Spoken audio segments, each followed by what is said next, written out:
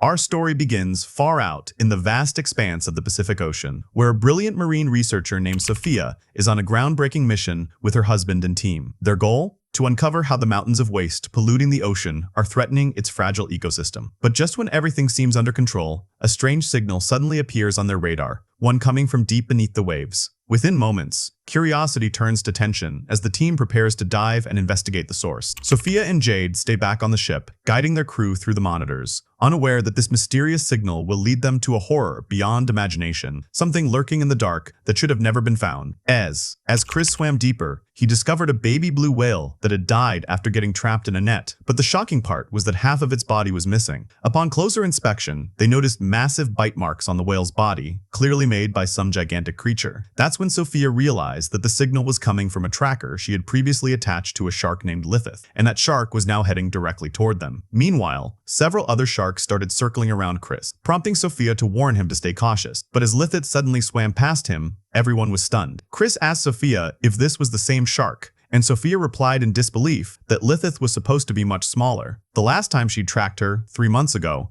Lithith was only about 2 meters long. However, when Chris noticed the tracker on that shark, it became clear that it really was Lithith. But now, she had grown to an enormous 10 meters in length. Realizing how big and dangerous she had become, Chris thought it would be best to get out of the water quickly. But Sophia, desperate to know how Lithith had grown so fast, insisted that he take a sample. When Chris injected the dart to collect the sample, Lithith darted away. Still, they had gathered enough data, so Chris and his team began to ascend. But before they could make it to the surface, Lithith suddenly charged back toward them at high speed and began attacking viciously. One by one, she killed everyone in the team. Seeing this chaos unfold on the monitor, Sophia immediately dove into the ocean to try and save them. But as she swam deeper, she found Chris's severed hand floating in the water, a horrifying sight that filled her with terror. In panic, she began swimming upward to escape, but before she could reach the surface, Lithith appeared right in front of her and launched an attack. Though Sophia narrowly avoided being bitten, she ended up tangled in a net along with Lithith and was dragged down into the deep ocean. As she sank deeper, the water pressure increased to a point where blood started coming out of her ears. Still, she somehow managed to compose herself, cut the net, and swim back to the surface, barely surviving. The story then jumps forward by 3 years. In Paris, 2 boys were exploring the Seine River, hoping to find something valuable. Suddenly, their magnetic hook caught onto something unusually heavy. When they pulled it out, they were shocked to find that it was a missile. Panic-stricken, they immediately called the police. Soon, officers arrived and began their investigation. One of them,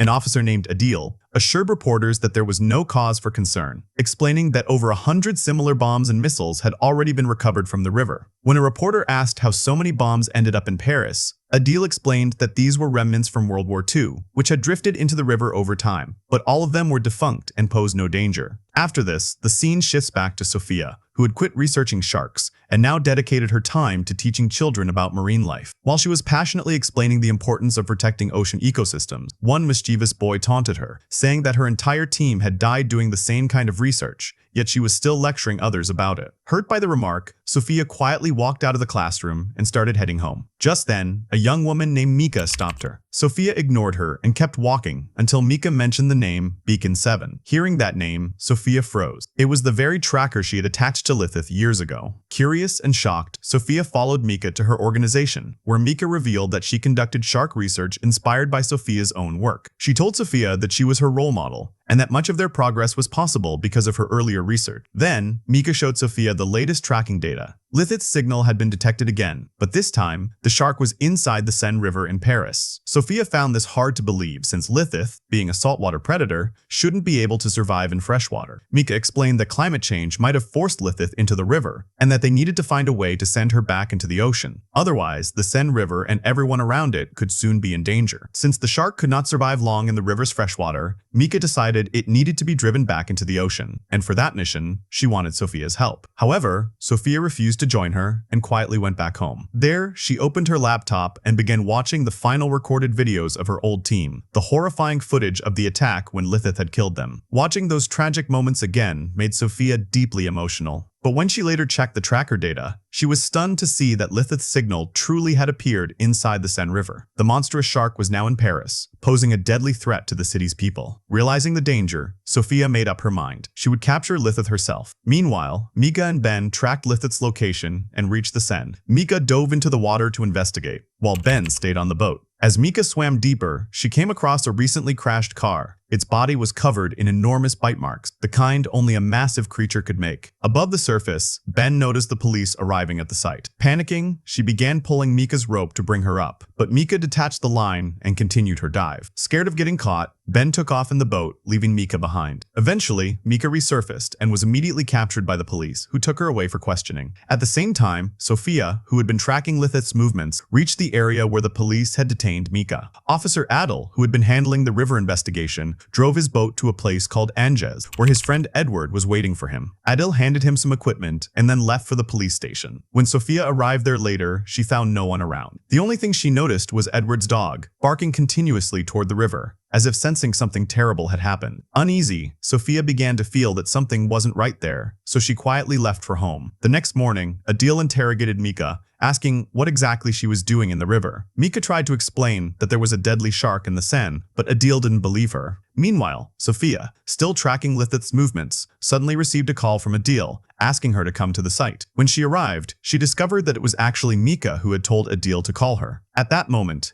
Adel and Sophia found Edward's half-eaten body lying near the riverbank, his torso missing, torn apart by enormous bite marks. Adel turned to Sophia and asked if this was indeed the work of a shark. After examining the wounds closely, Sophia confirmed with certainty this was Lithith's doing. Soon after, the scene shifted to Adel's office, where he introduced Mika and Sophia to the police chief. Sophia explained that there really was a dangerous shark living in the Seine River, but like everyone else, the police chief didn't believe her story either. He assumed Edward's death had been caused by the boat's propeller blades and told Adel to bring back solid proof before making any such claims. Following the chief's orders, Adel assembled a team to confirm whether a shark was truly in the river. He also brought Sophia along since she had Lithith's tracker data. Together, they headed toward the last detected location of the shark, unaware that Mika was secretly following them. When they reached the site, Adel sent his dive team into the river while he and Sophia monitored their movements from above. Meanwhile, Mika, convinced that they were going to kill the shark in the name of public safety, called Ben and told her to disconnect Lithith's tracker. Ben hesitated, warning that once the tracker was disconnected, it would be impossible to reconnect. But Mika insisted, so Ben eventually disabled the tracker. Moments later, the police team below suddenly lost the signal. The sonar readings vanished, and even Sophia was confused, unable to understand how the connection had just disappeared. Then, suddenly, they all sensed something massive moving in the water beneath them. Alarmed, Adel quickly ordered his divers to surface. Just moments before Lithith could strike, the team managed to climb back onto the boat.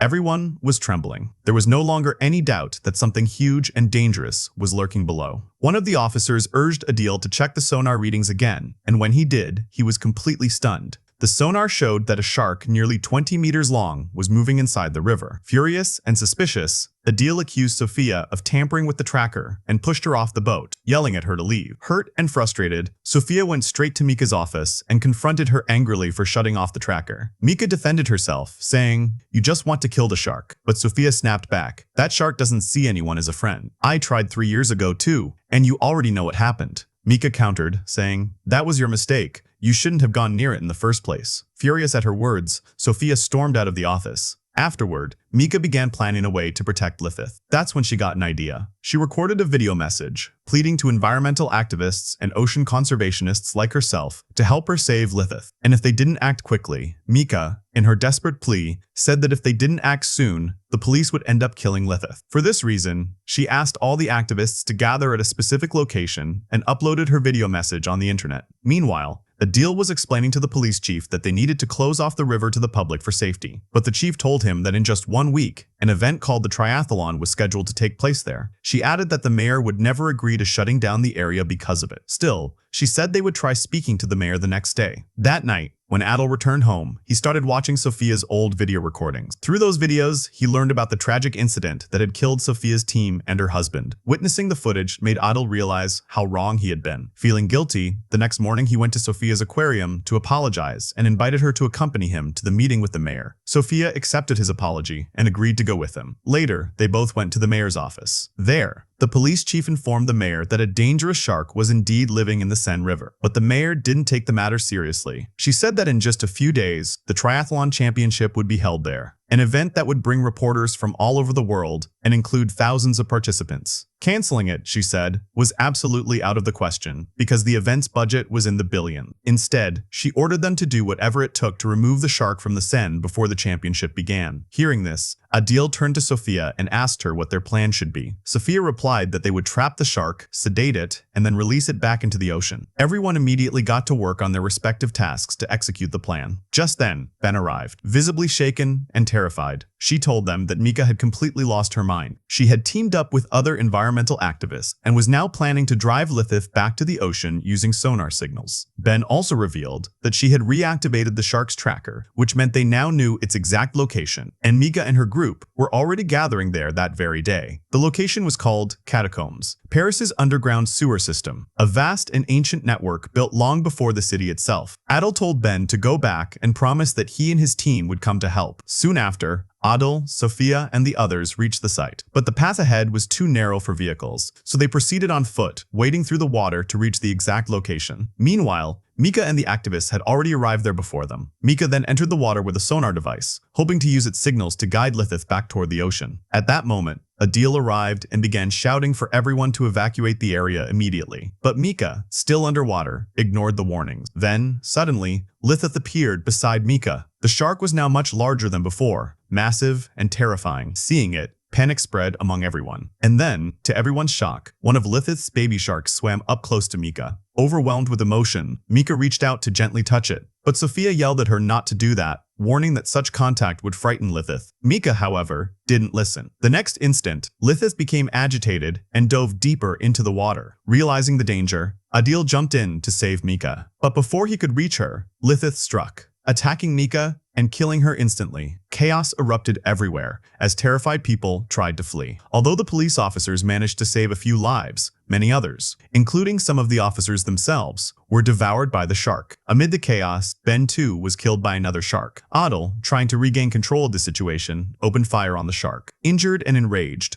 Lithith finally retreated and disappeared into the depths. The survivors were rushed to the hospital for treatment, but the horrifying loss of so many lives left Sophia in deep shock. Adil approached her and tried to comfort her, saying it wasn't her fault, that she had only been trying to help. Just then, one of the officers came running in and whispered something to Adil. Hearing it, Adil and Sophia rushed back to the scene, where they discovered a baby shark lying dead, killed by Adil's gunfire during the chaos. They brought the dead baby shark back to the lab for examination. During her research, Sophia discovered something astonishing. The shark had adapted itself to survive in freshwater. When she dissected its stomach, she found several unborn shark embryos inside, shocking her completely. The dead shark had been only 2 months old, yet it was already reproducing. Sophia realized that Lithith's species was reproducing through parthenogenesis, a process where females could reproduce without the need for a male partner. She explained to Adil that Lithith had become the first of an entirely new breed of sharks, one capable of rapid reproduction and self-adaptation. "If we don't stop them now," she said gravely, "one day they will wipe us all out." Adil was stunned by her revelation. In the next scene, Sophia presented her findings to the mayor and the president, warning them of the danger and urging them to cancel the triathlon event immediately. But the mayor refused to. completely refused to cancel the event. Instead, she blamed Sophia for the deaths of the people, accusing her of being responsible for everything that had happened. Enraged, Sophia lost her temper and began shouting back at the mayor. Furious at being confronted, the mayor ordered Sophia to leave her office immediately. After Sophia stormed out, the mayor turned to Adil and told him that from now on, the army would take over the entire operation. She said he didn't need to do anything further. But despite her order, Adil and Sophia decided to take matters into their own hands and secretly made a plan. Adil told his team that to save their city, they would have to kill every last one of the sharks. His team immediately agreed to stand by him and help. However, only a few hours remained before the big event was set to begin. Adil's plan was to plant explosives throughout the catacombs and blow them up, destroying all the sharks breeding there. To carry this out, Adil divided his team into 2 groups. One group would go inside the catacombs to plant the bombs, while the second group would wait outside in the boat for extraction. Once the bombs were activated, they would have only 3 minutes to escape. With everything set, they geared up and headed out on their dangerous mission. Meanwhile, the triathlon event had already begun, and the army had taken full control of the area. The mayor arrived at the site to boost the morale of the participants. She delivered an inspiring speech, and at her signal, all the swimmers jumped into the water. At the same time, Adil and his team reached the catacombs, the dark, ancient tunnels that Lithith had turned into her breeding ground. To protect themselves from the sharks, Sophia carried a special device that emitted signals to keep the creatures from getting close. While moving deeper inside, Sophia began to sense that something felt off. Lilith wasn't there, but thinking it was nothing, they went ahead and planted 2 bombs in different spots. Now, with only 3 minutes left before detonation, they prepared to retreat. Suddenly, one of the officers was attacked by a shark. Within seconds, several others joined in, tearing the man apart. Horrified, the rest of the team gathered together in panic. Adel lit a flare to see what was happening, and what they saw left them stunned. There were thousands of sharks all around them. The situation became even worse when they realized that the officer who had just been killed was carrying the bomb trigger device. One of the remaining officers quickly stepped forward, grabbed the device, and pressed the activation button. But before he could make it back to safety, a swarm of sharks attacked and ripped him apart. Now, only a few seconds were left before the bombs exploded. Sophia grabbed Adel and tried to drag him out. Just as they were escaping, a massive explosion ripped through the catacombs. Adil was badly injured in the blast, but Sophia somehow managed to pull him out safely. She placed him in the boat and then went back herself to check if anyone else had survived. As she reached the explosion site, the water suddenly split open, and Lilith emerged from the depths. Seeing the giant shark, Sophia froze in terror. Lilith was furious, enraged by the deaths of her offspring. In a fit of vengeance, she attacked the team's boat, smashing it apart and overturning it completely. Sophia rushed to help the survivors, but by the time she got there, 2 of her remaining teammates had already been killed and devoured. Sophia somehow managed to reach Adil and pulled him onto the overturned boat, barely escaping with her life. Meanwhile, Lilith broke through the safety nets and began swimming toward the triathlon swimmers. Within moments, she started attacking them one by one. The swimmers, confused and terrified, stopped in the water, unsure of what was happening. But then Lilith lunged at one of them and tore him apart, staining the river red with blood. Seeing this horrific sight, the rest of the swimmers began screaming and tried to flee, causing total chaos and panic. The army commander, realizing the situation, arrived on the scene and opened fire on Lilith. Adil, however, shouted for him to stop, warning that there were still many unexploded World War II bombs and missiles lying at the bottom of the river, all still active. But the commander ignored his warning and continued firing relentlessly. Then the worst happened. One of the shells struck an old bomb, sending it floating upward before it suddenly dropped back down and detonated. The explosion triggered a chain reaction, setting off several other bombs buried underwater. Massive blasts tore through the river, sending shockwaves everywhere. The explosions caused a giant tsunami that swept through the area, engulfing everything in its path. Within minutes, the entire city of Paris was submerged underwater. Hours later, Sophia found Adil lying severely injured. She carried him to the rooftop of a tall building where he slowly regained consciousness. As they looked around, they saw thousands of baby sharks swimming all around them, and among them was Lilith herself, still alive. Realizing what this meant, Sophia and Adil understood that Lilith had created multiple breeding sites throughout the city, and with that, this spine-chilling yet breathtaking story comes to its end. A tale where nature's fury meets human fate, leaving behind a Paris swallowed by the depths and ruled by sharks. Tao, was this thrilling experience for you? Did it keep you on the edge the whole time? Tell me in the comments. I'd love to know your thoughts. If you enjoyed this intense journey, make sure to hit that like button, and let's see if we can reach 5,000 likes for this one. Stay tuned. More gripping stories full of mystery, fear, and heart-pounding moments are coming soon. Until then, take care and keep your eyes open, because sometimes what lurks beneath isn't gone, it's just waiting.